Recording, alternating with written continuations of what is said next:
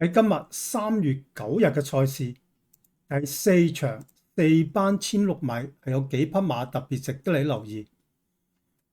跑1600米田草嘅1600米，講求嘅係末段嘅加速能力，即係話首先你要 hold 嘅馬係喺同程嘅實力馬，同埋末段具備強嘅加速能力。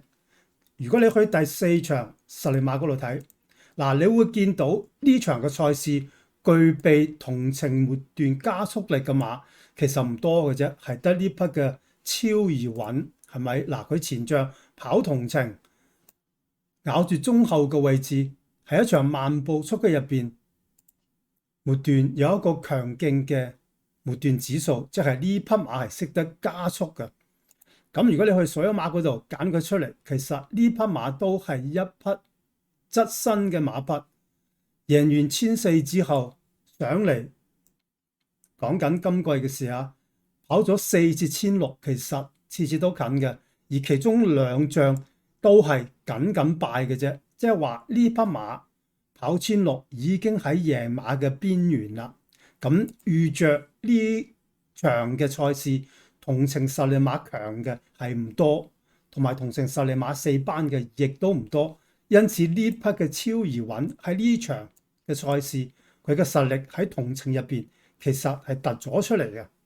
換言之，喺呢場嘅賽事，第一匹值得你留意嘅馬就係呢匹嘅2號嘅超易穩。呢匹馬現時係一匹3.7倍嘅熱門馬。好啦，再去翻實力馬嗰度睇。咁如果你睇呢場嘅步速，放頭馬唔係太多，1600米冠寶區可以放，而1400米呢匹嘅進城區亦都係可以放頭嘅。佢上仗跑1400喺個快步速入邊唔斷，做到個正指數，係咪？今次排外檔，相信呢匹馬亦都係有機會係放頭嘅。咁如果你睇呢匹嘅進城區嘅話，佢係識得贏1800同埋2000嘅長途嘅。雖然呢個係5班賽啊，但無論如何，佢1800係識跑，佢全部都係放頭，係咪？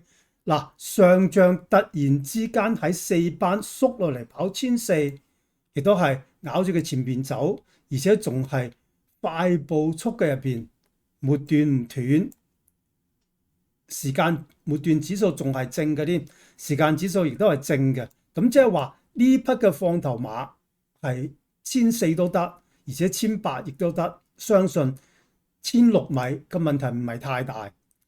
加上呢場放頭馬唔多，因此如果呢匹嘅進城區放頭嘅話，其實佢係一匹放頭嘅實力馬嘅。因此喺呢場嘅賽事，第2匹值得你留意嘅馬就係呢匹嘅11號嘅進城區啦。呢匹馬現時係一匹14倍嘅冷馬。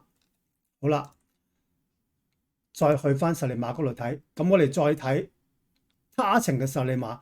他程嘅實力馬當然首選係1400，即係跳上去噶啦。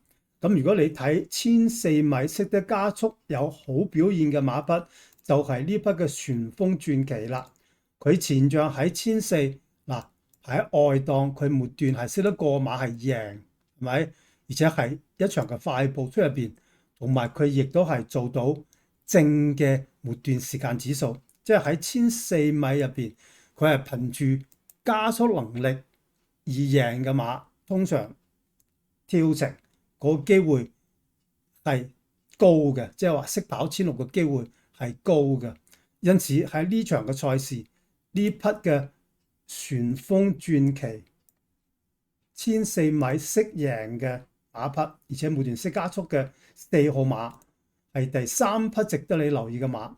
呢匹馬現時係一匹22倍嘅大冷馬。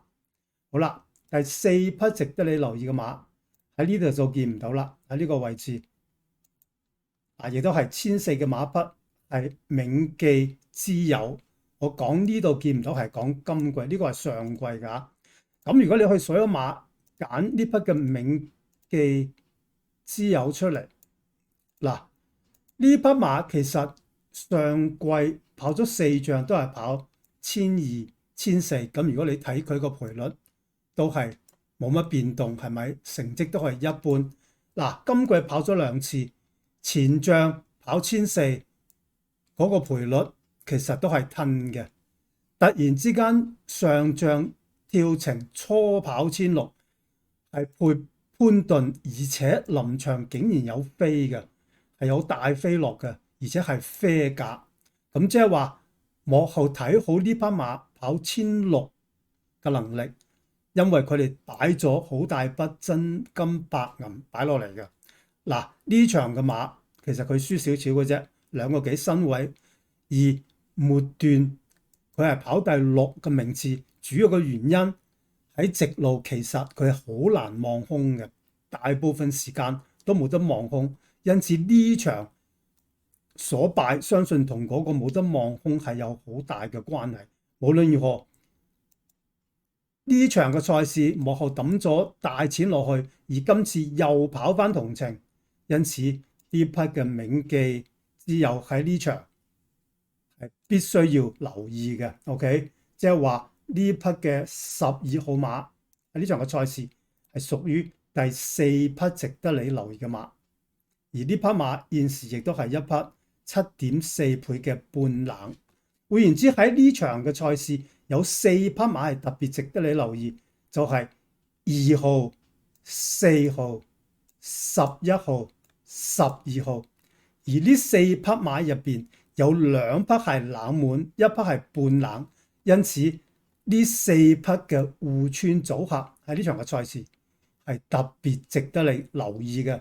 當然，如果你想揀一匹膽，例如買一拖3嘅話，你係可以考慮攞呢匹嘅2號馬超易穩攞嚟做膽。